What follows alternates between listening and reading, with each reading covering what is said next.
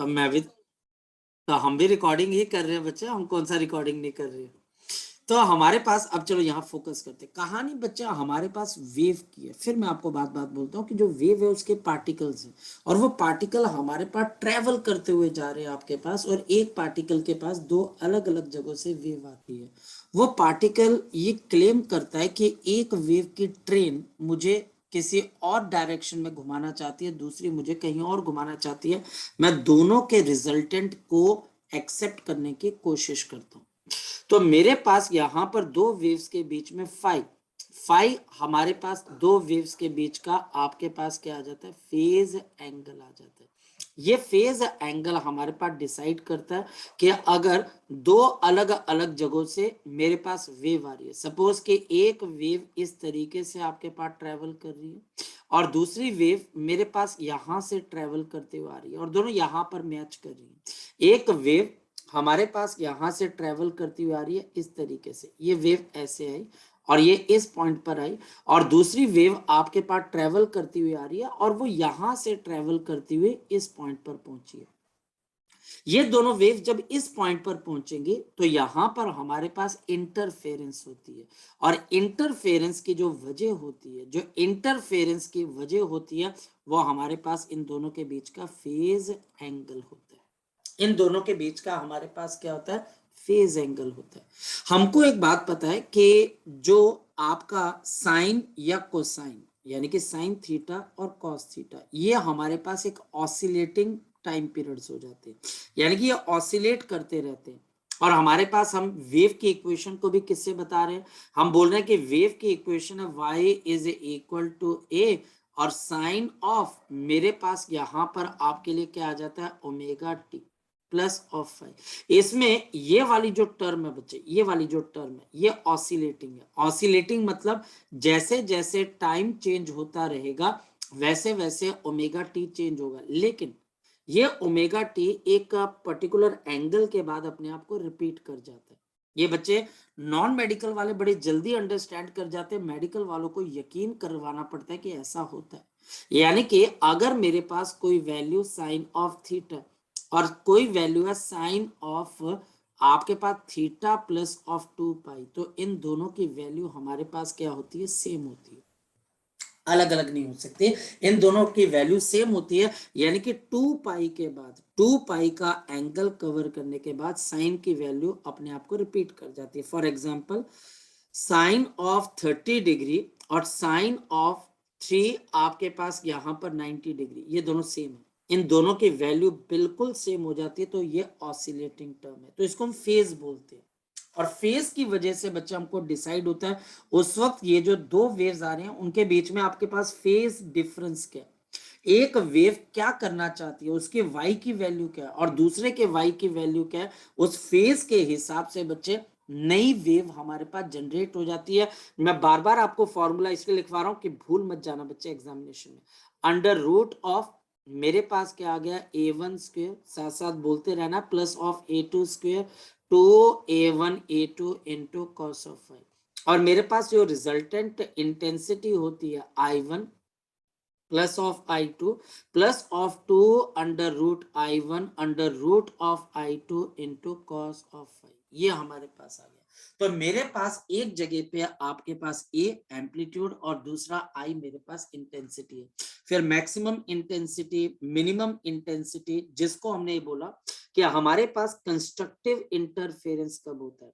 फिर देखिए बच्चा, हमारे पास कंस्ट्रक्टिव इंटरफेरेंस तब होता है जब आप बोलते हो कि ये फाई की वैल्यू मेरे पास यहाँ पर 2n पाई की, और डिस्ट्रक्टिव हमारे पास कब होता है, जब हमारे पास यहाँ पर फाई की वैल्यू किसके बराबर होती है, this is equal to 2n+1 into pi, ये हमारे पास है। और लाइट के केस में क्या बोला गया कि इसका मतलब है कि अगर मेरे पास दो सोर्सेज में से लाइट आ रही है और अगर कंस्ट्रक्टिव और डिस्ट्रक्टिव इंटरफेरेंस हो रहा है तो आपको ऑल्टरनेट डार्क और आपको ब्राइट, डार्क और ब्राइट, डार्क और ब्राइट क्या बनेंगे, बैंड्स आपके पास बन जाएंगे। जैसे बच्चे जैबरा होता है, ऑल्टरनेट उस पे सफेद रंग पे काले रंग की धारियां होती हैं, तो black white black white black white धारियां नजर आती हैं। वैसे ही बच्चे आपको यहाँ पर स्ट्रक्चर नजर आएगा धारीदार, कि आपको एक पोर्शन ब्राइट फिर डार्क, ब्राइट, डार्क, ऐसा ऑल्टरनेट पैटर्न आपको नजर आएगा अगर लाइट के पास वेव नेचर है। अगर मेरे पास यहाँ पर लाइट का वेव नेचर है, और इसके लिए हमने एक और चीज को अंडरस्टैंड किया था, और वो क्या था बच्चे हमारे पास, कि हमारे पास path difference multiplied by 2 pi by lambda, यह आपके पास फेज डिफरेंस के बराबर होता है। देखिए हमारे पास दो तरीकों से आप फेज को चेंज कर सकते हो। हमारे अभी इसकी कहानी कहाँ जाकर जुड़ती है, बच्चा बोलता है कैसे पता है सर आपको, क्योंकि इसकी कहानी जुड़ती है +1 के टॉपिक के अंदर, जहां पर आप वेव की इक्वेशन लिखते हो sine of omega t minus of k x. ये अब +1 के अंदर वेव की इक्वेशन थी। वहां पर हमको पता लगता है जब आपकी वेव एक्स डिस्टेंस ट्रेवल करती है तो जो पार्टिकल है वो आपके पास वाई एक्सिस पे ऊपर नीचे ट्रेवल करते हैं। तो अब हम उस डिस्कशन को नहीं छेड़ सकते, क्योंकि वो डिस्कशन छेड़ने का मतलब है इस टॉपिक के ऊपर जरूरत से ज्यादा ध्यान दे देना, और इसमें आपके पास निकलेगा कुछ नहीं, क्योंकि ये चीज आप याद भी कर लोगे। ये चीजों को याद करने का भी उतना फायदा जितना इसको अगर आप पूरा +1 पढ़ोगे, क्योंकि ऐसा नहीं है कि इसको ये हम यहीं से पढ़ना स्टार्ट करेंगे, नहीं, ये इक्वेशन ऐसी ही क्यों बनी, ओमेगा टी क्यों आया, के एक्स, फिर इसको समझने के लिए सिंपल हार्मोनिक मोशन क्लियर होना चाहिए, यानी कि हम फंस जाएंगे, हम उसमें से निकल नहीं पाएंगे। तो फिलहाल आप ये याद कर लो कि हमारे पास पाथ डिफरेंस की वजह से फेज डिफरेंस आता है।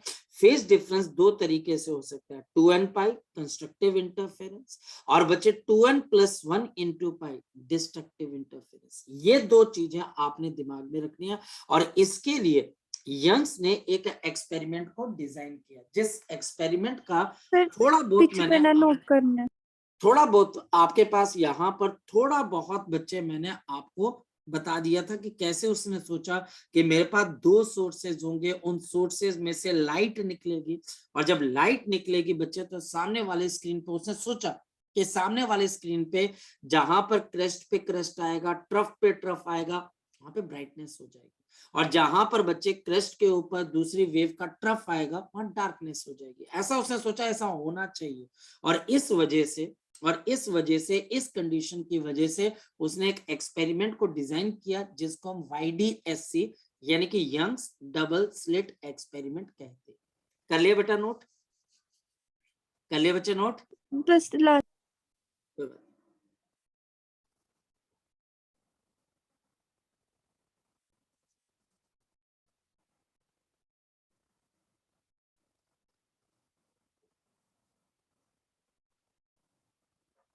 कर लिया बच्चे note,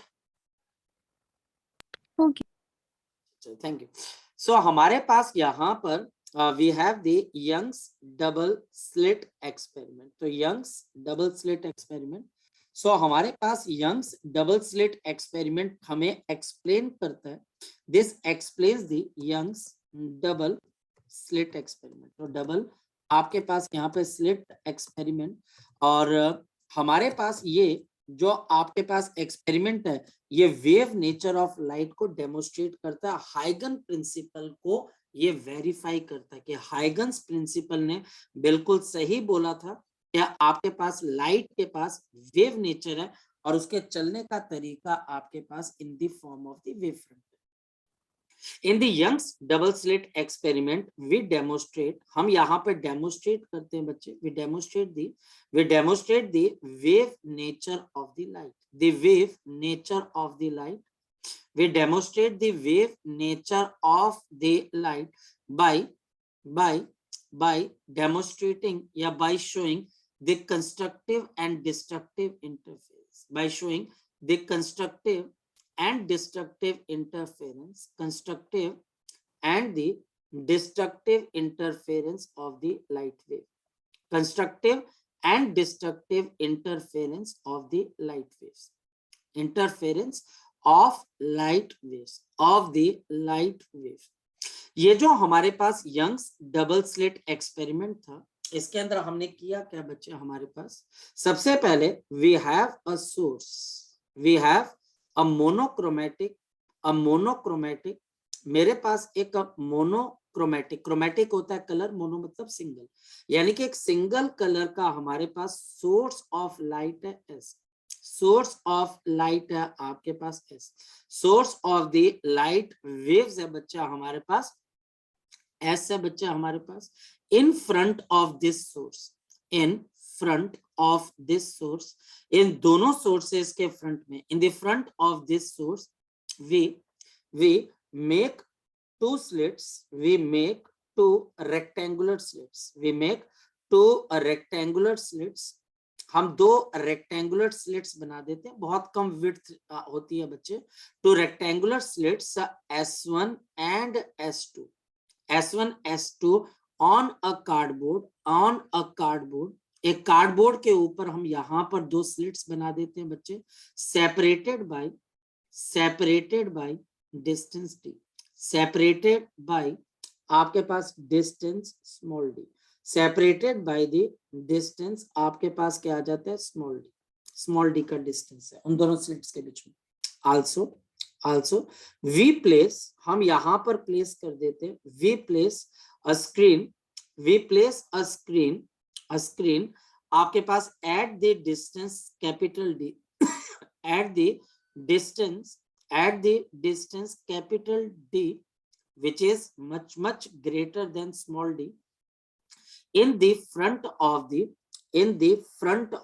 two slits, in the front of the two slits। यहाँ पर ये दो स्लिट्स के फ्रंट के अंदर बच्चा हम क्या कर देते हैं, आपके पास एक स्क्रीन को प्लेस कर देते हैं, we place a screen। Now the S1 and S2, the S1 and the S2 behaves like coherent sources, behaves like coherent sources, behave like the coherent sources of the light, coherent sources of the light, coherent sources of the light, coherent sources of the light, and the light in the या फिर on the screen, the light on the screen undergoes interference, undergoes the phenomena of the interference, undergoes the phenomena या undergoes the process of the interference। तो ये interference के phenomena को show करते हैं, वहां पर बताने की कोशिश करते हैं। तो ये हमारे पास क्या होगी, छोटी मोटी इंट्रोडक्शन कि क्या आपको वहां पर बनाया गया, क्या यंग्स ने अपने सेटअप को किस तरीके से डिजाइन किया। तो हम देखते हैं बच्चों उसने कैसे डिजाइन किया, इसको जरा हम ऊपर बना लेते हैं, यहाँ पर ये इसको यहाँ पे रख लेते हैं। तो यंग्स ने क्या किया, यंग्स ने हमारे पास यहाँ पर दो आपके पास स्लिट बनाई, पहले तो उसने एक सोर्स लिया और उसके सामने दो स्लिट्स बनाई। तो ये कुछ इस तरीके से था, यह हमारे पास ऐसे करके पहली स्लिट बन गई और इसके जस्ट नीचे मेरे पास यहाँ पर इसने एक और स्लिट बना दी। तो ये मेरे पास यहाँ पर एक और स्लिट बन गई और ये नीचे लाइन ऐसे आ गई और इसके जस्ट सामने मेरे पास यहाँ पर एक स्क्रीन आ गई। So this is the screen और हमारे पास यहाँ पर ये दो सोर्सेज हैं, ये S1 और ये बच्चा आपके पास S2।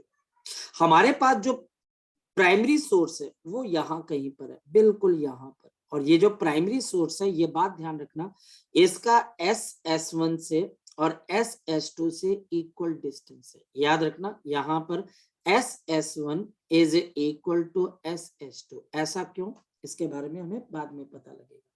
इन दोनों स्लिट्स के बीच का डिस्टेंस आपके पास कितने के बराबर है, स्मॉल d के बराबर है। ये गिवन है, स्मॉल d के बराबर है। ये जो मेरे पास यहाँ पर स्क्रीन है, ये स्क्रीन और इन दोनों स्लिट्स के बीच का डिस्टेंस ये हमारे पास कैपिटल D के बराबर है। ये हमारे पास यहाँ पर कैपिटल D के बराबर आ गया। सो ये मेरे पास यहाँ पर कैपिटल D आ गया। अब हम करते क्या, इस स्क्रीन के सेंट्रल पॉइंट को हम O से डिनोट कर देते हैं। ये O is the central point of the screen और इन दोनों स्लिट्स के मिडल पॉइंट को, इन दोनों का जो भी बच्चा हमारे पास सेपरेशन है उसके मिडल पॉइंट को स्क्रीन के मिड पॉइंट के साथ हम यहाँ पर जोड़ देते हैं। तो ऑब्वियसली इस डॉटेड लाइन की वैल्यू भी किसके बराबर हो जाएगी, D के बराबर। ये पॉइंट क्लियर हो गया आपको। अब इसमें से अगर नोट नहीं किया तो नोट करके फटाफट बता दो, और अगर किसी बच्चे को कोई डाउट है तो वो बच्चा मुझसे यहाँ पर पूछ सकता है। दोनों ही चीजें क्लियर है।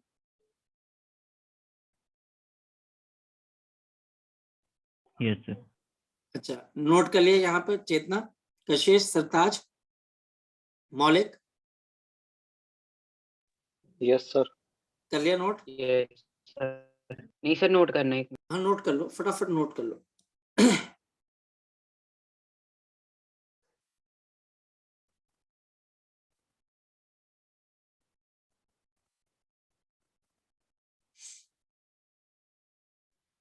सर लक्षित नहीं आता आप? लक्षित कल तो आया था बच्चे, आज पता नहीं मैं आया कि नहीं आया।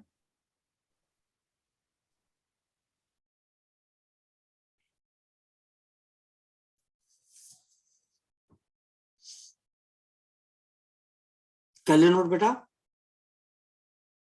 Yes sir. चलिए, सो हमारे पास अब इस एक्सपेरिमेंट को हम अंडरस्टैंड करने की कोशिश करते हैं। और क्या अंडरस्टैंड करने की कोशिश करते हैं, ध्यान से समझिए। लेट द वेव, जो बच्चा हमारे पास waves from S1 and S2, from S1 and S2 reaches, ये बच्चा हमारे पास पहुंच जाती है, reaches the point P, reaches the point P at distance y from the point O, at the distance आपके पास y from the point O of the screen, from the point O of the screen, from the point O of the screen, from the point O of the screen। मतलब ये जो मेरे पास screen का आपके पास mid point मान सकते हैं, यहां से वाई डिस्टेंस ऊपर की तरफ हमारे पास क्या आ जाती है, यहां से मेरे पास एक वेव पहुंच जाती है आपके पास, यहां पर मेरे पास S1 से एक वेव पहुंच जाती है आपके पास, और इसी तरीके से S2 से भी आपके पास एक वेव यहां पहुंच जाती है। ये पॉइंट मेरे पास P आ गया, पता लग गया। यानी कि ऊपर और नीचे से आपके पास है एक वेव S1 से P की तरफ को गई, और दूसरी वेव S2 से कहां की तरफ को गई बच्चे, P तक गई। क्या इन दोनों वेव्स ने सेम डिस्टेंस ट्रेवल किया कि अलग अलग डिस्टेंस ट्रेवल किया? तो हम यहां पर बोलते हैं बच्चे, ध्यान से समझना, let the angular position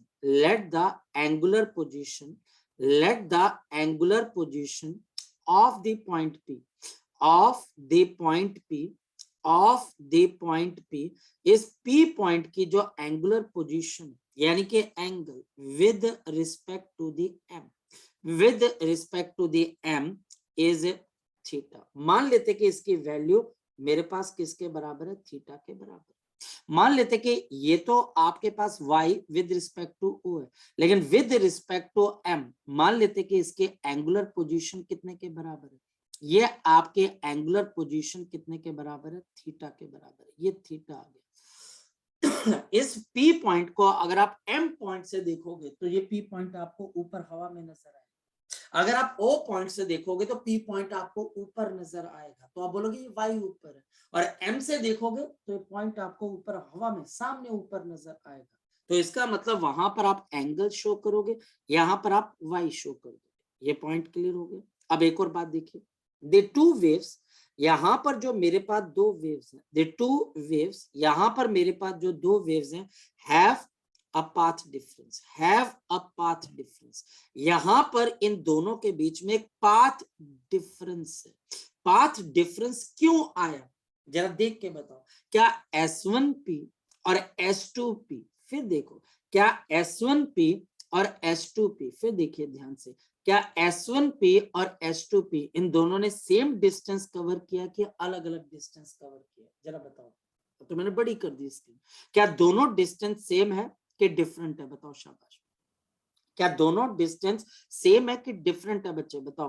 क्या ये जो मेरे पास S2P से वेव आपके पास ट्रेवल कर रही है और जो मेरे पास S2P नीचे से वेव चल रही है, क्या दोनों ने सेम डिस्टेंस कवर किया कि अलग अलग डिस्टेंस कवर किया? क्या लगता है आपको, डिस्टेंस सेम है कि डिफरेंट है, क्या लगता है, बोलो।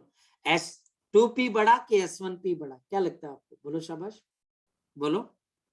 कौन सा डिस्टेंस बड़ा है जी, के बराबर है डिस्टेंस, बोलो मौलिक। है दोनों बराबर है, बराबर मान के चलें। करण, कशिश, नो सर। नहीं है। ऑलमोस्ट सर बराबर है। परपेंडिकुलर लेंगे Almost फिर भी। बराबर। अगर यहां से मैं एक परपेंडिकुलर ड्रॉ करता हूं ऐसे, ये देखिए, अगर मैं यहां से एक परपेंडिकुलर ड्रॉ करता हूं, देखते चलो, अगर मैं यहां से एक परपेंडिकुलर ड्रॉ करता हूं तो मुझे एक बात पता लग जाती है कि ये जो मेरे पास यहां पर अप पॉइंट आया, let this point be equal to k. अब मुझे पता लगता है कि KP और S1P, अब ये दोनों डिस्टेंस बराबर। देख लो बच्चे, इतनी तो ज्योमेट्री की समझ हमें होती है। ये अब डिस्टेंस आपके पास सेम है, लेकिन बच्चे हमारे पास ये इन दोनों के बीच में क्या बन गया, पाथ डिफरेंस। ये हमारे पास इन दोनों के बीच का क्या आ गया, पाथ डिफरेंस। तो हमारे पास इन दोनों के बीच में पाथ डिफरेंस है। अब आगे चलो, ये एंगल मेरे पास है थीटा, देखो कौन सा, ये वाला एंगल मेरे पास थीटा है। कोई बच्चा बता सकता है, ये परपेंडिकुलर लाइंस है ना ये दो, तो बताओ ये वाला एंगल कितने के बराबर होगा, ये वाला एंगल कितने के बराबर होगा, ये वाला एंगल। यहां पर बताओ, अगर मेरे पास ये एंगल थीटा है और ये परपेंडिकुलर लाइंस हैं, तो कोई बच्चा बता सकता है ये एंगल कितना होगा, बोलो शाबाश। अगर ये एंगल थीटा है तो ये एंगल कितना होना चाहिए, तो आंसर है 90 माइनस थीटा।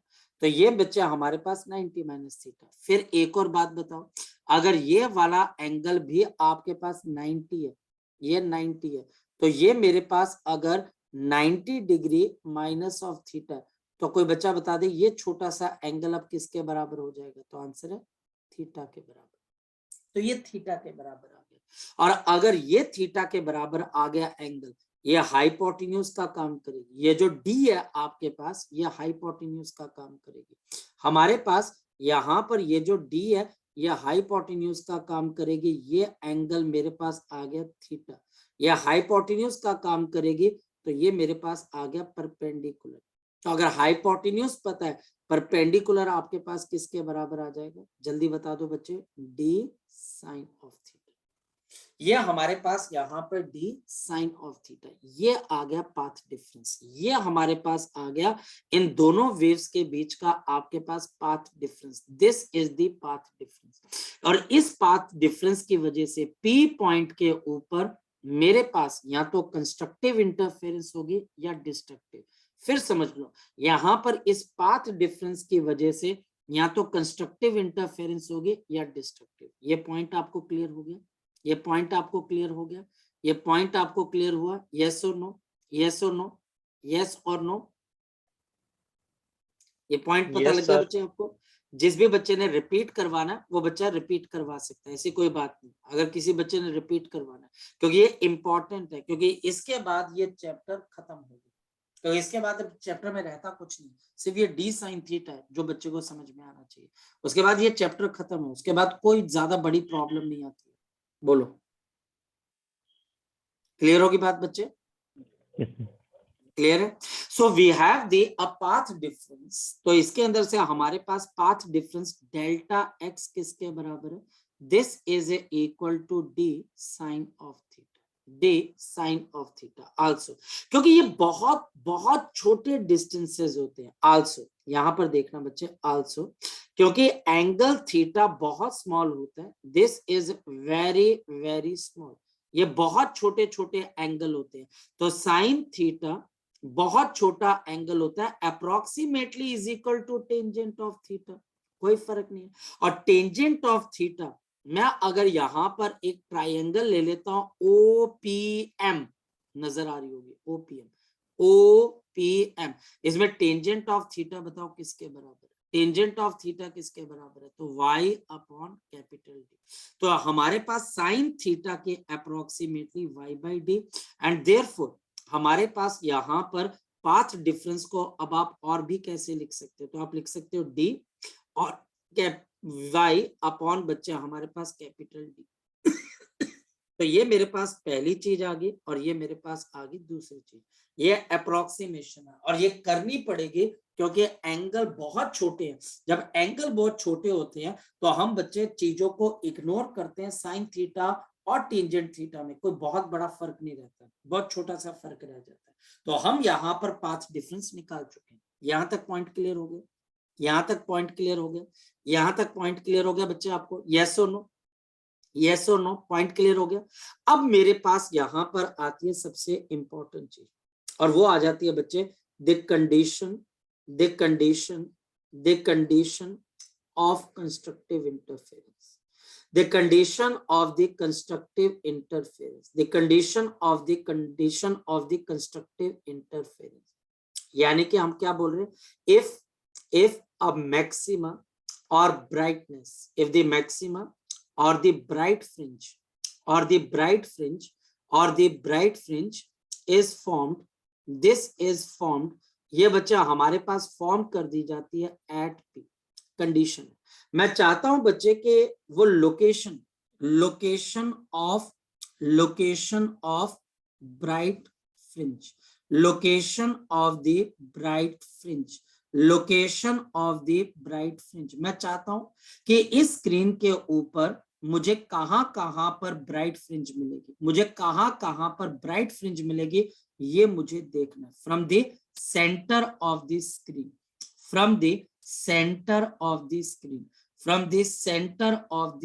मैं चाहता हूं कि सेंटर ऑफ स्क्रीन से मुझे ब्राइट फ्रिंज कहां मिलेगी। बोलो यहां पर, बोलो मौलिक, क्या दिक्कत है बच्चे, बताओ मौलिक।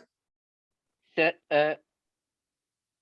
बोल क्लियर हो गया, हो गया clear। तो हमारे पास अब यहाँ पर मुझे ब्राइट फ्रिंज की कंडीशन निकालनी है, मुझे ये देखना है कि ये वाई पॉइंट के ऊपर ब्राइट फ्रिंज होनी चाहिए। अब इसके लिए मुझे एक चीज की क्लैरिटी होनी चाहिए, अगर कहीं पर मैक्सिमा बनता है, कंस्ट्रक्टिव इंटरफेरेंस होती है, तो पाथ डिफरेंस किसके बराबर होना चाहिए, ये बच्चा हमारे पास सर n इंटू लैम्डा के बराबर होना चाहिए। आपका path difference n into lambda के बराबर होना चाहिए। ये हम 2-3 दिन हो गए बच्चे हमको इस पे बात करते हुए, तो अब तो यकीन हो जाना चाहिए। मैंने आपको डायग्राम तक बनाकर बता दिए कि यार देखो, ये अगर कंप्लीट वेवलेंथ आ रही है तो क्रेस्ट पे क्रेस्ट आएगा या ट्रफ पे ट्रफ आएगा, क्रेस्ट पे क्रेस्ट आएगा या ट्रफ पे ट्रफ आएगा। कंप्लीट वेवलेंथ आनी चाहिए पाथ डिफरेंस में, तो क्रेस्ट पे क्रेस्ट आएगा या ट्रफ पे ट्रफ आएगा, तो आगे कंस्ट्रक्टिव इंटरफेरेंस होगी, डेफिनेटली होगी। जहां ये दोनों वेव मिलेंगे आगे ब्राइटनेस प्रोड्यूस होगी, ये कंडीशन। तो इसका मतलब delta x is equal to n lambda होना चाहिए, जहां पर एन की वैल्यू 0 से शुरू होके बहुत आगे तक जा सकती है। तो इसका मतलब क्या आ गया, देयरफॉर मैं डेल्टा एक्स की वैल्यू अगर इसमें डाल देता हूं तो मेरे पास क्या आएगा, डी वाई अपॉन, आपके पास यहाँ पर capital d is equal to n into lambda. और देयरफॉर अब देखिए बच्चे, location of nth maxima, location of the nth maxima, कि मेरे पास मेरा nth मैक्सिमा कहां पर बनेगा, मेरे पास nth मैक्सिमा कहां पर बनेगा, कहां बनेगा, उसकी लोकेशन कहां पर है। और from centre of the screen, centre का मतलब ओ, तो ओ से तो वाई डिस्टेंस है। अगर मैं इसको रीअरेंज करता हूं तो y इज इक्वल टू कितना आ जाएगा, n lambda capital D upon small D. ये बच्चे हमारे पास लोकेशन ऑफ क्या आ जाएगी, nth maximum, location of the nth maximum. कल को क्वेश्चन यही आएगा, टीचर आपको बोलेगा सेंटर ऑफ स्क्रीन से third maxima, third bright fringe कहां बनेगी, थर्ड कंस्ट्रक्टिव इंटरफेरेंस कहां पर होगी। तो उसका जो डिस्टेंस है, आप फिर देख लीजिए, उसका डिस्टेंस हम कहां से मेजर कर रहे हैं, हम ओ पॉइंट से मेजर कर रहे हैं, हम इसका डिस्टेंस ओ पॉइंट से मेजर कर रहे हैं, और ये किसके बराबर है, n lambda d by d. जहां पर एन की वैल्यू हम पुट करेंगे तो हमारे पास उस नंबर के मैक्सिमा या ब्राइट या कंस्ट्रक्टिव इंटरफेरेंस आएगी। कैसे, मैं आपको बताता हूं। यहां पर अगर मैं n की वैल्यू 0 डाल देता हूं, सपोज मैं n की वैल्यू 0 डाल देता हूं, डाल दी वैल्यू, बताओ y की वैल्यू क्या आ जाएगी। तो y आपके पास 0, तो 0 into lambda D upon D, तो आपके पास ये 0 है। 0 का मतलब अब आप कहां पर पहुंच गए, अब आप यहां पर O पॉइंट पर हो, क्योंकि O पे y की वैल्यू क्या है, 0 के बराबर है। तो O पे y की वैल्यू मेरे पास किसके बराबर है, 0 के बराबर है। ध्यान से समझना, इसको बच्चे हम बोलते हैं condition of the central maxima.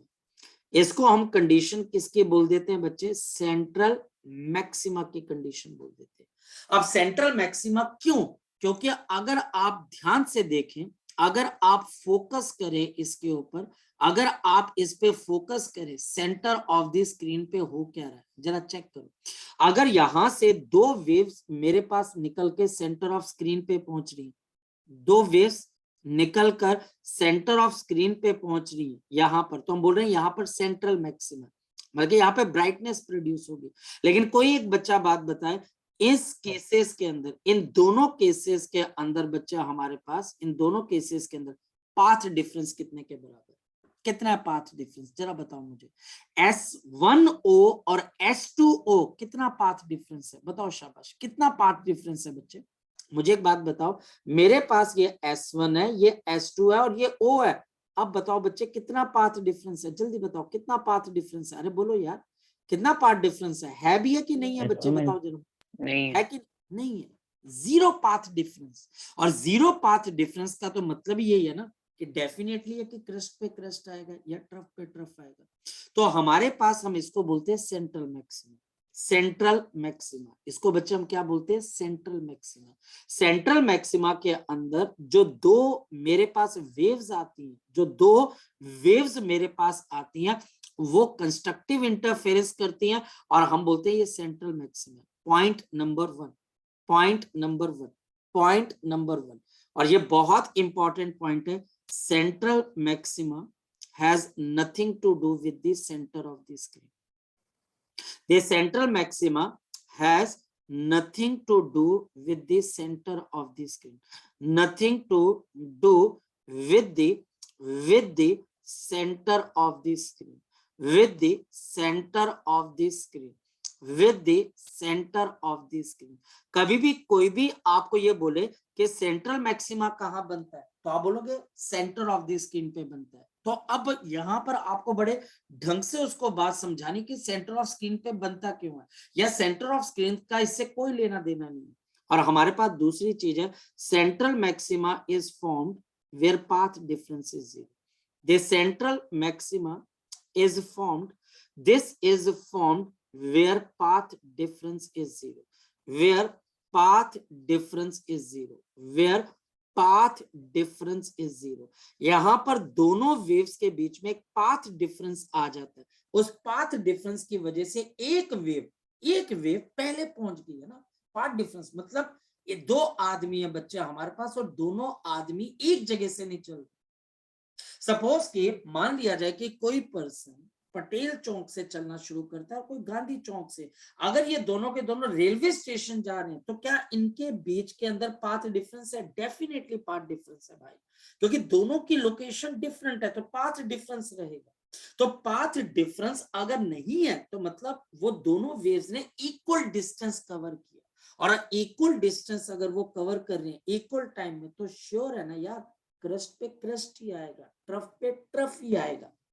आप कैसे बच्चे इसको आप कैसे बच्चे इसको कंसीव कर सकते हो? उसको ऐसे समझिए कि सपोज कि दो पर्सन चलना शुरू कर रहे हैं, उनकी जो टांगे हैं बच्चे, वो हम समझ सकते हैं कि दो पर्सन एक ही जगह से चले, उनका स्टेप साइज यानी कि पैर का उठाने का तरीका, जो स्टेप साइज है वो सेम है, और दोनों ने सेम डिस्टेंस कवर किया, और बच्चा आपके पास सेम टाइम में कवर किया। तो अगर चलते हुए एक ने लेफ्ट लेग उठाई थी, दूसरे ने भी लेफ्ट लेग उठाई थी, तो जब उन्होंने मोशन खत्म की तो एक जैसे दोनों के पांव गिरेंगे, जैसे हम परेड करते हैं। उसके अंदर बोलते हैं कि आपके पास वहां पर पाथ डिफरेंस ही नहीं है। परेड करते हुए लोग सेम डिस्टेंस ट्रेवल करते हैं, तो पाथ डिफरेंस नहीं है। तो हम बोलते हैं सेंट्रल मैक्सिमा। सेंट्रल मैक्सिमा मतलब यहाँ पर ब्राइट लाइट आती है, और ये आपके पास है जहां पर पाथ डिफरेंस आपके पास क्या होता है, जीरो। इसका सेंटर ऑफ स्क्रीन से कोई लेना देना नहीं है। और ये मैं आपको बता दूं, ये 2 point CBSE 2013 outside Delhi compartment के पेपर के अंदर पूछे गए थे। ये वहां पर बच्चा हमारे पास पूछे गए थे, और बहुत अच्छे से आपको ये पॉइंट पता होना चाहिए कि सेंट्रल मैक्सिमा का सेंटर ऑफ स्क्रीन से कोई लेना देना नहीं। और लेकिन बच्चा हमारे पास ये बनते कहां पर है, जहां पर पाथ डिफरेंस जीरो होता है, ना कि जहां पर सेंटर ऑफ द स्क्रीन होती है। ये पहला पॉइंट। Second point important. अब सेकंड बच्चा हमारे पास इंपॉर्टेंट पॉइंट क्या आता है, अगर मैं यहां पर n की वैल्यू 1 डाल देता हूं, तो n की वैल्यू 1 डाल दी, तो n की वैल्यू 1 डाल दी, तो n की वैल्यू 1 डाल दी, तो लैम्डा d अपॉन डी। इसको बच्चे हम बोलते हैं फर्स्ट मैक्सिमा। इसको हम क्या बोलते हैं, पहला मैक्सिमा, फर्स्ट मैक्सिमा। ये आपको सेंटर ऑफ स्क्रीन से इतने डिस्टेंस पे नजर आ रहा है। लैम्डा डी बाई डी के डिस्टेंस पे। फिर हमारे पास यहाँ पर n की वैल्यू क्या आ जाती है, तो मेरे पास यहाँ पर n की वैल्यू 2, तो मेरे पास y ऑफ 2 और इसमें सिंपल n की वैल्यू डाल देनी है और मेरे पास आ जाता है 2 लैम्डा डी बाई डी, और ये मेरे पास यहाँ पर क्या आ जाता है, this becomes the second maxima. तो मैं सेंटर ऑफ स्क्रीन से ढूंढ के बता सकता हूँ कि कौन सा मैक्सिमा कहाँ फॉर्म होगा, मैं पता कर सकता हूँ, मैं बता सकता हूँ कि सेंट्रल मैक्सिमा आपके पास कहाँ पर होगा। दिस इज द पोजीशन, ये हमारे पास है location of the nth maxima, लेकिन कहाँ से है बच्चे ये location, from the centre of the screen, from the centre of the screen, from the centre of the screen, from the centre of the screen. Okay, अब किसी बच्चे का कोई डाउट है तो वो बच्चा मुझे यहाँ पर पूछ सकता है, अगर किसी बच्चे का कोई डाउट है। और ये ऐसा नहीं है कि यहाँ पे खत्म होएगा, ये चलता रहेगा, चलता रहेगा, जितनी भी आप मैक्सिमा निकालना चाहते हो आप निकाल दीजिए, कोई दिक्कत वाली बात जी। किसी बच्चे का कोई डाउट, किसी बच्चे का कोई डाउट, करण, करण, नो सर। अनिकेश, चेतना, कशिश, सरताज, बेटा कोई डाउट है तो आप पूछ सकते हो।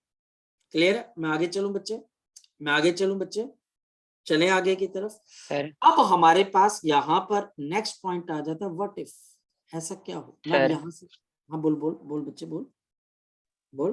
सर जो पी पॉइंट पे जो आपने जो 2 लाइट्स दी है वो एक पर्टिकुलर इंटरवल पे है ना, क्योंकि पर्टिकुलर मतलब वो लाइट जरूरी थो मतलब एक पर्टिकुलर टाइम पे वहां पे स्ट्राइक करेंगे, जरूरी थोड़ा ना कि वो ऊपर ही बने, नीचे भी तो बन सकती हैं। बिल्कुल एग्जैक्टली आप सही बोल रहे हो। जैसा पैटर्न आपको ऊपर नजर आता है मौलिक, बिल्कुल सही बात की और बिल्कुल मौलिक बात की तुमने। मौलिक मतलब फंडामेंटल, मौलिक का मतलब फंडामेंटल भी होता है। बिल्कुल मौलिक बात तूने की बच्चे, यहाँ पर बिल्कुल फंडामेंटल बात की, क्योंकि ये जैसे लाइट रेज ऊपर मीट कर सकती हैं वैसे नीचे भी कर सकती हैं। तो इंटरफेरेंस पैटर्न में अगर फर्स्ट मैक्सिमा ऊपर बनता है तो फर्स्ट मैक्सिमा नीचे भी बनेगा। ठीक है, क्लियर होगी बात। अगर ऊपर मिनिमा बनती है, ऊपर डार्कनेस आती है तो नीचे भी डार्कनेस आ सकती है। ये पी एक रैंडम पॉइंट है। अब हम यहाँ पर एक कंडीशन लगा रहे हैं क्योंकि फिक्स नहीं है ना, डी साइन थीटा क्या, एक जनरल सी बात हो रही है कि मैंने मान लिया कि यहाँ पे डी साइन थीटा, और फिर मैंने बोला कि नहीं अब डी साइन थीटा अगर एन लैम्डा है, अगर एन लैम्डा है तो फिर तो पी पे मैक्सिमा आएगा। लेकिन अगर मान लिया जाए कि मेरे पास सेकंड केस आ जाता है इसी एक्सपेरिमेंट में, और मैं यहाँ पर location, location of minimum darkness, मैं चाहता हूं कि यहां पर मैं देखूं कि डार्कनेस कहां कहां पर आ रही है, मिनिमा या डार्क फ्रिंज कहां पर आ रही है, डिस्ट्रक्टिव इंटरफेरेंस कहां पर हो रही है, ये मैं देखना चाहता हूं। मैं देखना चाहता हूं कि इस जगह पे डिस्ट्रक्टिव इंटरफेरेंस स्क्रीन पे कहां कहां मिलेगी, डिस्ट्रक्टिव इंटरफेरेंस। मुझे इतना पता लग गया है कि सेंटर पे मैक्सिमा बना, सेंट्रल मैक्सिमा, उसके बाद first maxima, second maxima, third maxima and so on. अब मिनिमा की लोकेशन बच्चे हम ढूंढते हैं कि मिनिमा की लोकेशन कैसे निकलेगी, जरा देखते हैं। इसके लिए भी वही चीज है कि मिनिमा के लिए आपका पाथ डिफरेंस क्या होना चाहिए। सारे फसाद की जड़ ये पाथ डिफरेंस है। आपका पाथ डिफरेंस अब आपके पास क्या आना चाहिए, n minus half into lambda. ये समझना बच्चे बस हमने यहां पर आप देखो कंस्ट्रक्टिव के लिए क्या चीज है, जरा बताओ। कंस्ट्रक्टिव के लिए x delta x is equal to n lambda, और यहां पर मेरे पास क्या बच्चे, डेल्टा x, यानी कि आपके पास पाथ डिफरेंस ये आपके पास होना चाहिए n माइनस हाफ लैम्डा, और यहां पर n की वैल्यू किसके बराबर है, 1 2 3 4 5 एंड सो। ये बच्चा हमारे पास यहाँ पर इसकी वैल्यू आ जाती है, और यहाँ पर जीरो नहीं हो सकती, ये बात ध्यान रखना, यहाँ पे जीरो नहीं हो सकती। इसका मतलब अगर मैं फर्स्ट मिनिमा को कैलकुलेट करना चाहता हूँ, यानी कि n की वैल्यू को मैं देखना चाहता हूँ फर्स्ट मिनिमा कहाँ पर होगा। अब इसके लिए वही सारी चीजें कि साइन थीटा को आपने क्या कर लेना है, आपने साइन थीटा को यहाँ पर क्या मान लेना है, y अपॉन डी। तो d into y upon capital D n minus half into lambda. तो location is y is equal to n minus half into lambda capital D upon small d। अब मैं यहाँ पर फर्स्ट मिनिमा निकालना चाहता हूँ, मैं निकालना चाहता हूँ कि यहाँ पर फर्स्ट मिनिमा क्या चीज है, मैं देखना चाहता हूँ, मैं देखना चाहता हूँ कि यहाँ पर फर्स्ट मिनिमा क्या है। तो n की वैल्यू 1 डाल देते हैं, तो अगर मैं n की वैल्यू 1 डाल देता हूं तो ये फर्स्ट मिनिमा आ रहा है, तो 1 माइनस हाफ आता है, और लैम्डा d बाई आपके पास d, या फिर lambda d divided by 2d, और ये ऊपर और नीचे दोनों तरफ आएगा। इसके बाद मेरे पास आ जाएगा सेकंड मिनिमम। इसकी लोकेशन हम कहां से निकाल रहे हैं वे भी देख लेना, from the centre of the screen, O से निकल रही है। फिर मेरे पास y2 is equal to 2 minus 1/2 into lambda d by D, और ये बच्चा हमारे पास कितने के बराबर आएगी 3, 4 minus 1 3, 3/2 lambda d upon D and so on, और ये बच्चा हमारे पास ये डिस्टेंसेस आपके पास आते रहेंगे। तो मुझे कुल मिलाकर यहाँ पर मैक्सिमा और क्या मिल गया बच्चा, आपको मिनिमा मिल गया। मुझे पता लग गया कि किन किन पॉइंट्स के ऊपर सेंटर ऑफ स्क्रीन से मुझे क्या मिल रहा है, मैक्सिमा, और किन किन पॉइंट्स के ऊपर मुझे मिनिमा मिल रहा है। जरा इसको अब हम इम्प्रोवाइज्ड होकर लिखने की कोशिश करते हैं। इम्प्रोवाइज्ड, ये तो आपके पास पूरा 5 नंबर का क्वेश्चन बन गया।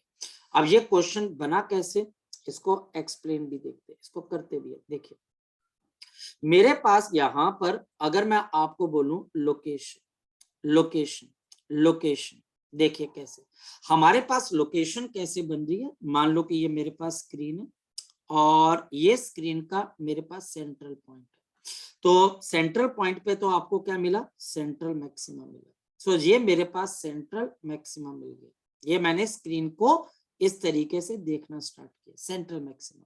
उसके बाद lambda d divided by 2d, फिर मेरे पास lambda d divided by d, फिर मेरे पास क्या आ जाता है 3 divided by 2 lambda d by d, और फिर मेरे पास यहाँ पर क्या आ जाता है lambda 2 lambda d by d। Similarly minus lambda d upon 2d, और फिर मेरे पास minus lambda d by d, and next one we have minus of 3/2 lambda d by d, और फिर मेरे पास minus of 2 lambda d by d। Okay, तो मुझे मैक्सिमा मतलब ब्राइटनेस। तो अभी हम देखते चलते हैं ब्राइटनेस कहाँ कहाँ पर मिल रही है और डार्कनेस कहाँ कहाँ पर। सेंट्रल मैक्सिमा मिल गया। फर्स्ट मैक्सिमा कहाँ मिल रहा है बच्चे, हमारे पास लैम्डा d by d पे, तो लैम्डा d by d ये रहा, यहाँ पर मुझे ब्राइटनेस मिलेगी, और फिर 2 लैम्डा d बाई डी पे यहाँ पर भी मुझे ब्राइटनेस मिलेगी। इन दोनों जगहों पर मेरे को यहाँ पर भी ब्राइटनेस मिलेगी, इस जगह पे भी ब्राइटनेस मिलेगी, और यहाँ पर भी मुझे ब्राइटनेस मिलेगी। और सेंट्रल मैक्सिमा तो खैर है ही ब्राइट बच्चे हमारे पास। बाकी जगहों पर क्या हुआ जरा चेक करते हैं। मेरे पास लैम्डा d बाई 2d पे क्या मिला, पहला मिनिमम डार्कनेस मिली, तो मुझे यहाँ पे डार्कनेस मिली। 3/2 लैम्डा d बाई डी पे, 3 लैम्डा d बाई 2d पे मुझे क्या मिली, डार्कनेस मिली। नेगेटिव पे भी डार्कनेस मिलेगी। तो इसका मतलब बच्चा अब मुझे क्लियर हुआ कि ये पैटर्न मुझे कैसा नजर आएगा। ये पैटर्न ऐसे नजर आएगा, यहाँ पर मुझे ब्राइटनेस मिलती है, फिर बच्चे डार्कनेस मिलती है, फिर ब्राइटनेस मिलती है, फिर मुझे डार्कनेस मिलती है, फिर मुझे ब्राइटनेस मिलती है। और ये स्क्रीन के सेंटर से नीचे की तरफ ब्राइटनेस, डार्कनेस, और बच्चा हमको ब्राइटनेस मिलती है। और यहाँ से यंग्स ने इस बात को प्रूव किया, हाइगन बिल्कुल सही था। यहाँ पर मुझे ब्राइट मिल रहा है बच्चे बी, ये फिर डार्क मिल रहा है, फिर बच्चे ब्राइट मिल रहा है, फिर मुझे डार्क मिल रहा है, फिर बच्चे मुझे ब्राइट मिल रहा है, एंड यहाँ पर भी ब्राइट के बाद डार्क के बाद ब्राइट के बाद डार्क के बाद बच्चे ब्राइट। तो ये प्रूव हो गया। यानी कि जब मैं स्क्रीन को देखूंगा तो ये स्क्रीन मुझे कैसे नजर आएगी, ये स्क्रीन बच्चे हमको कैसे नजर आनी चाहिए, जैसा कि यंग्स ने सोचा था। यंग्स ने बोला था कि अगर लाइट के पास वेव नेचर है तो आपको ब्राइट, फिर बच्चा आपको डार्कनेस, फिर बच्चा आपके पास आपको ब्राइटनेस, और फिर आपको डार्कनेस नजर आनी चाहिए। फिर बच्चा आपको ब्राइट के साथ डार्कनेस, ब्राइट के साथ आपको डार्कनेस नजर आनी चाहिए। यानी कि light plus light is equal to darkness. एक पैटर्न आपको नजर आना चाहिए। अगर वो आ जाता है एक स्पेसिफिक पॉइंट पर तो आप बोलते हो कि ये हमारे पास कंस्ट्रक्टिव और डिस्ट्रक्टिव इंटरफेरेंस कर रहे हैं, लाइट के पास वेव नेचर है और यही चीज उसने प्रूव की। अब इसमें से कोई भी चीज आपने पूछनी है तो आप पूछ सकते हो, क्योंकि इसके बाद फिर बच्चा हमारे पास क्वेश्चन शुरू होंगे। जी बताओ शाबाश, कोई भी चीज दोबारा से पूछनी, पूरा 5 मार्क्स का है बच्चे, ये कोई चीज लिखनी है दोबारा से पूछनी है, यू कैन आस्क मी, तो ये 5 नंबर के अंदर टीचर आपको पूछेगा। जी बोलिए बच्चे, कोई चीज अगर पूछनी हो तो। मुश्किल है मैं मानता हूं, लेकिन ये भी आपको बता दूं बच्चे, ये +1 के ही स्टडीज कर रहे हैं, इसमें अभी +2 के लिए बच्चे सिर्फ इतना है कि हमने लाइट वेव को ले लिया, बाकी साउंड वेव के केस में ये चीजें ऑलरेडी हम कर चुके होते हैं, बिल्कुल कर चुके होते हैं, लेकिन अगर कोई चीज आपने पूछनी है तो आप पूछ सकते हो। चले आगे की तरफ, चले, क्लियर है? एक क्वेश्चन करके देखें, मैं आपको बताता हूँ। तो अब बच्चे यहाँ पर मैं आपको एक क्वेश्चन करके बताता हूँ, तो आपको एक कॉन्फिडेंस डेवलप हो जाएगा। अब आपको याद दिखा दो। मैं वही बोल रहा था बेटा, हाँ बड़ा कर दूं डायग्राम, नीचे वाला। अच्छा एक मिनट,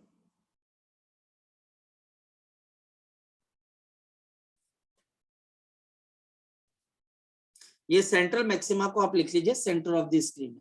तो अगर आप स्क्रीन को देखो, मैंने ऐसे लेटा दिया स्क्रीन, तो आपको स्क्रीन पे क्या नजर आएगी? Bright dark bright dark bright dark, ऐसे ऑल्टरनेट बैंड्स नजर आएंगे। और फिर आपको ये प्रूव हो गया कि लाइट गिर रही है, लेकिन लाइट प्लस लाइट यहाँ पर एक दूसरे को कैंसिल कर रही है। लाइट वेव्स एक दूसरे के एम्पलीट्यूड, एक दूसरे की इंटेंसिटी को कैंसिल करके क्या प्रोड्यूस कर रही है? डार्कनेस प्रोड्यूस कर रही है। तो इस बात का एविडेंस है कि यहाँ पर हमारे पास लाइट के पास वेव नेचर है। अगर लाइट वेव है तो वो एक दूसरे को कैंसिल करेगी और वहां पर डार्कनेस प्रोड्यूस होगी। चलिए बच्चे नोट, कर ले बच्चे नोट। ओके। अब बच्चे एक क्वेश्चन करते हैं और आपको पता लग गया बहुत ही आसान क्वेश्चन आते हैं, बहुत आसान क्वेश्चन आते हैं। देखिए क्वेश्चन क्या, in the YDSC, in the Young's double slit experiment, in the YDSC, हमारे पास इस यंग्स डबल स्लिट एक्सपेरिमेंट के अंदर ये मेरे पास एक स्लिट आ गई बच्चे, और यहाँ पर मेरे पास दूसरी स्लिट आ गई। ध्यान से समझिए, जो लैम्डा है, जो वेवलेंथ ऑफ द लाइट है, वो 6000 एंगस्ट्रॉम के बराबर है। इन दोनों स्लिट्स के बीच का जो डिस्टेंस है वो बच्चा हमारे पास है, आपके पास करीबन 3 मिलीमीटर, और इसके सामने जो स्क्रीन हमने रखी हुई है वो मेरे पास है 2 सेंटीमीटर पे। ये कैपिटल डी आ गया, तो ये कैपिटल डी आ गया, ये स्मॉल डी आ गया, ये हमारे पास कैपिटल डी आ गया, और ये सेंटर ऑफ द स्क्रीन आ गया। अब क्वेश्चन क्या है, find the location of, find the location of fourth maxima या fourth bright fringe from the centre of the screen, from the centre of the screen, from the centre of the screen, from the centre of the screen. ये बच्चे आपको location बतानी है fourth maxima की। तो question बड़ा easy है हमारे पास, करना कैसे, मेरे पास यहाँ पर आपके लिए आ जाएगा y is equal to lambda n lambda d by small d। तो फोर्थ मैक्सिमा की निकालनी है, तो n की वैल्यू मेरे पास 4, सो y is equal to 4 lambda d upon d, तो 4 into lambda 6000 एंगस्ट्रॉम 10 की power -10 multiplied by capital D जो कि आपके पास है 2 centimetre, 2 into 10 raise to power -2 divided by small d जो कि 3 मिलीमीटर है, तो 3 इंटू 10 की पावर -3 है ना। तो हमारे पास यहाँ पर 4 इंटू 2 8, या फिर आप इसको कैंसिल कर दीजिए तो ये मेरे पास आ जाएगा 2000। तो 4 इंटू 4 16, तो मेरे पास 16 आपके पास 1000 इंटू 10 की पावर -10 -2, और ये -3 ऊपर चल के क्या हो जाएगा +3। तो मेरे पास 16,000 into 10 raise to power -2 -12 plus of 9, तो हमारे पास -9 आ जाएगा और यहाँ पर 16 इंटू ये 3 0 इसके साथ ऐड हो जाएंगे तो -9 प्लस ऑफ 3, तो दिस विल बी 16 इंटू 10 की पावर -16 मीटर, -6 मीटर, और -6 मीटर कितने के बराबर होता है 10 रेज़ टू पावर -6 मीटर, इसको 1 म्यू माइक्रोमीटर बोल देते हैं। तो हमारे पास इस क्वेश्चन का आंसर कितने के बराबर आ जाएगा, इसकी लोकेशन आपके पास कहाँ पर है, तो 16 माइक्रोमीटर पे, तो इसकी लोकेशन हमारे पास किसके बराबर है 16 माइक्रोमीटर पे। तो क्या मुश्किल है, सिंपल वैल्यू डालनी है आंसर आ जाना, वैल्यू डालनी है आंसर आ जाना। 5th का पूछता 5 डाल देते, 10th पूछता 10 डाल देते, मिनिमा पूछता मिनिमा की कंडीशन लगा देते, लेकिन डिस्टेंस कहां से मेजर हो रहे हैं, from the centre of the screen से। ठीक, चलिए सो अभी के लिए हम इतना करते हैं, लेकिन इसको एक बार बच्चे आपने पढ़ लेना, और अगर कोई टेंशन हो तो मुझे बता देना, मैं कल से स्क्रीन दिखाना एक बार। एक मिनट, अभी स्क्रीन गई नहीं, आई थिंक सो, हाँ या ना, minimise when you are recording this meeting, okay चली गई बच्चे स्क्रीन, क्या अभी है कि नहीं है, बोलो बच्चे। सर ये जो रिकॉर्डिंग होती है ये ऐप में अवेलेबल होती है? कौन से ऐप के अंदर बच्चे? वॉइस की। हेलो, आज ना बहुत प्रॉब्लम दी है जूम ने,